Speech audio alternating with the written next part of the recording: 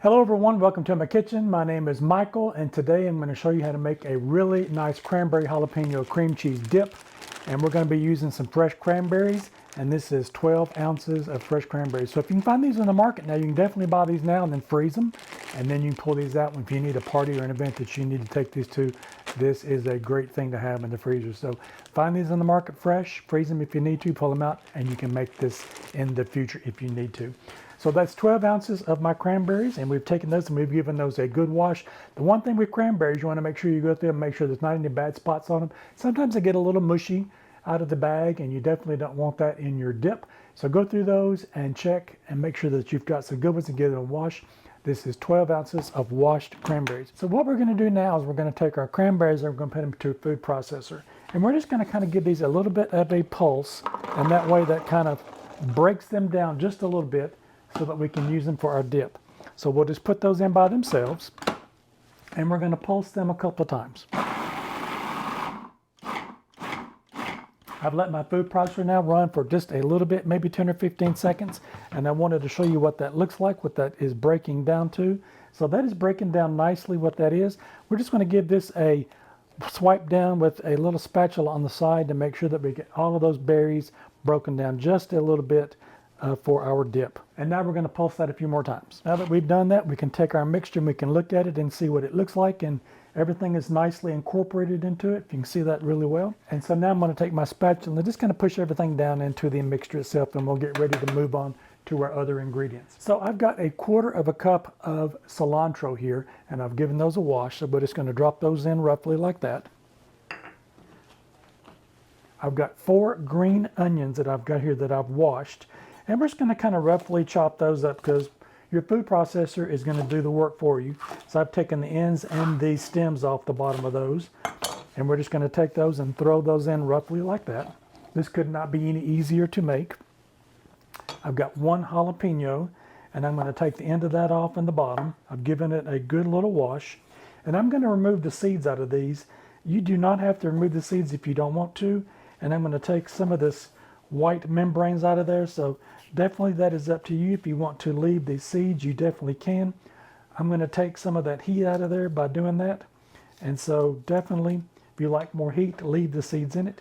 All right, now that I've got the seeds and that white membrane removed from my jalapenos, I'm just going to give them a rough cut also, and we're going to put this in. I've got 1/4 teaspoon of salt, and I'm going to add that into that. I've got 2 tablespoons of lime juice. If you want to use lemon juice, you can definitely use that.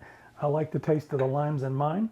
So now we've got sugar. So the recipe calls for anything upwards to a cup or more, whatever your taste is, or less. And it depends a lot on your cranberries too. You might get some that are really tart, and then you might get some that are not quite as tart. So I'm going to err on the side. I'm going to put in a 1/2 cup of sugar. I'm just going to add that in there now. And we can taste it, and we can add some more to it. So I'm going to bring this up here so that you can see what it is doing, because we're going to pulse this again, and then we're going to move on, and I'll show you what this looks like. All right, I've let that run for about 30 seconds, and I'm going to take the top of it off and show you what this looks like. We're going to push anything down on the side. We want all of that mixed in there together, and we've got a nice mixture on that. You can see the texture of what that looks like.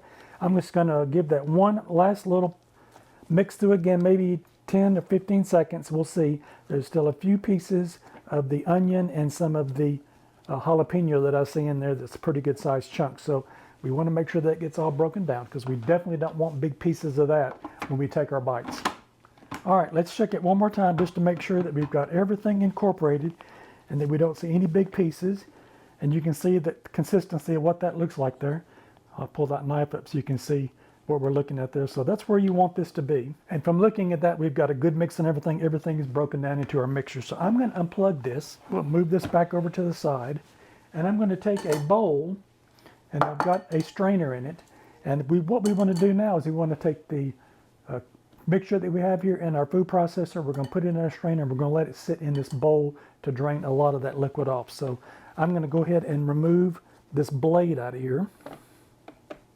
All right, now that we've got all of our mixture off of the blade, we're going to go ahead and put our mixture now in this strainer, because we want to drain off the juice that we've got there for our dip. All right, we've got our mixture now into our strainer over this bowl. I'm going to let this sit here for about 30 minutes, and we want to get as much of that liquid out of there as we can. So let this sit here on the countertop for about 30 minutes and we'll be back and I'll show you what the next step is. I am back. It's been 30 minutes and I wanted to show you what my mixture looks like now.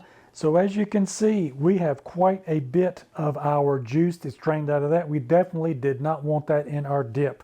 So you do not want to discard this. You want to save this because we're going to be using this with our cream cheese when we get ready to do that. So we've got our mixture now. It's drained. What we're going to do now is we're going to transfer that from the strainer here to an airtight container, and we're going to put this in the refrigerator. And this is where we're going to let all those flavors meld together. We're going to let that sugar come through, and we're going to let those jalapenos mix in with that cranberries and all of that cilantro and those onions, and we're going to get a nice taste out of that. So the longer you let it sit, the better off it's going to be. So minimum of 4 hours to overnight. It's kind of late here where I'm at right now, so I'm going to put mine in the refrigerator and let it sit overnight, and I'll come back in the morning and get that fixed. So transfer this to your container. Do not throw your liquid away. Store that as well in the refrigerator because we'll be using that with our cream cheese. And I will see you back, and we will move on to the next step. I am back. It has been overnight now, and I wanted to show you what my mixture looks like. So I did wind up putting an extra half a cup of sugar in there. So I have a total of 1 cup of sugar in my cranberry jalapeno mixture. It just really needed it. The cranberries were a little bit more on the tart side. So like I said earlier, start with the half. You can always add more, but this did take 1 full cup of sugar in my mixture here. So I'm going to put that in the description box below along with the recipe of what I used. But you can use more or less. If you like it a lot more sweet than that, you can definitely add some more. If you don't want it as sweet, you can definitely start out with a half. And if you like that, then stay with that, or just add a little bit until you get to the consistency that you like it. I'm gonna let these set to the side. I've got my cranberry juice here that we saved. Remember, do not throw that away because we're gonna need that for our cream cheese that we're getting ready to start here. All right, so I've got a bowl here and I've got a mixer and I've got 2 of these boxes of Philadelphia cream cheese. This is 8-ounce boxes or 226 grams per box. I'm going to take those. You want these to be at room temperature so this can really come together easily. If you bring it right out of the refrigerator and try to make this, it's going to be a little bit harder to try to get blended up. So definitely let it come to room temperature before you start this next process. All right, so I'm just going to take this out and we're going to dump it into this bowl, and I'm going to do the same to this other one. All right, I've got my cream cheese in the bowl now. I'm going to take my mix, start out on low, and we're just going to kind of whip this up a little bit to get a little bit of the consistency to it of where we're going to be able to spread it. So just a few seconds in here, maybe about a minute. I'm going to turn it up just a little bit and get that creamed up just a little bit for us. All right, I've got that creamed up really nicely now, so I'm going to take my cranberry juice that I had strained out of that before, and we're going to put anywhere between 2 to 4 tablespoons in that. And what this is going to do is just going to add a little bit of flavor to it, and it's going to make it where it'll be able to spread a little bit easier. So we'll start with 2, and we're going to take a look at that. Get back to our blender, and we're going to blend that in. Just make sure when you're doing that, because you don't want it to splash all over you, start out really low, and then mix it in well, and then we'll turn it up. All right, I've got just a little bit up on the sides. I'm gonna take me a spatula and I'm gonna push that down in there.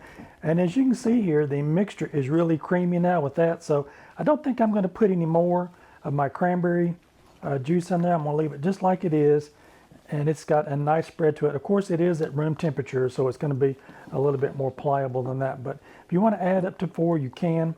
Like I said, that's just gonna add a little bit more flavor to it, and it will make it spread a little bit easier. But I believe we're okay with that. I'm going to give this a whip just a little bit longer. I've got a few lumps in there that I want to take out, and I'll be right back. All right, now that I've got it whipped up, you can definitely taste it to see if you want to add any more of your cranberry mixture to it. I'm going to leave mine just like it is. I like the flavor that it is. I did give it a try. And so I've got my consistency here that I like. So now I'm going to set my mixer to the side. All right, we are ready to move on to our next step. So I've got a container here, and if you're going to be making this for a party, definitely put it into something that you would take to your party or your function, whatever you're going to be taking it to. I've got just a container here I've got a sealable lid on it. I'm just going to be making it for myself and putting it in the refrigerator. So we're going to go ahead and put our mixture down into the bottom of our pan. I will put the dimensions of this bowl in the description box, that way you have it so you can kind of gauge what it's going to look like once we get it fixed up. So I'm just going to take an offset spatula here that I would use if I was making a cake or something, and we're just going to kind of spread that out a little bit so we get an even layer across the bottom. All right, so I wanted to show you what this looks like here. We've got about a 1/2 inch on the bottom of this pan here. Definitely if you want to make it so that you've got a dish that's not as deep as this one, you can definitely use something that's a little bit more shallow. So that's about maybe 1/2 inch to 1 inch here on the side of where that is. And now we're going to take our cranberry mixture and we're going to put that on the top of it. So we're just going to kind of spoon that in. Now that we've got that in, we'll just take our spatula and we'll just spread that around to get an even spread on that. All right, so now that we've got our cranberry spread, that's about the same height as your cream cheese. And you can take just a few of the little items that we've got here. I've got some cranberries. We'll take some of those and we'll put those around. That way you can tell what was in this dip. Just put a few in. And we'll take a couple of leaves of our cilantro and we'll put that in on the top just to kind of give it a little bit of color here. And I've got a jalapeno here and I've got it washed. I'm just going to cut a few little slices off the bottom of that and I'll kind of set that around on it as well. We'll put those maybe here on the top just to kind of create a little effect there. And there you go. You've got your dish ready to go. If you want to take it to a party or a function, you've got it there. Like I say, you might want to take a dish that you've got that maybe not as quite as high as I've got this one here on the side. But definitely if you've got one of these containers with a lid on it, if you're just making it for you and your family, it's a perfect way to do that. That way you can put the lid on it and you've got it ready to go whenever you want to pull it out of the fridge and eat it. So I'm going to grab some crackers and we're going to give this a test and see what this tastes like. I'll be right back. All right, I just grabbed a few crackers here. This is some sourdough crackers that I've got here. And we're just going to dip down in the side of that and get some of that cream cheese and some of that cranberry filling on the top and give this a test. That is delicious. Just the right amount of sweetness. I'm glad I added that extra 1/2 cup of sugar to my cranberries. That really took it to the next level. So like I say, with that, you can put it as sweet as you like it.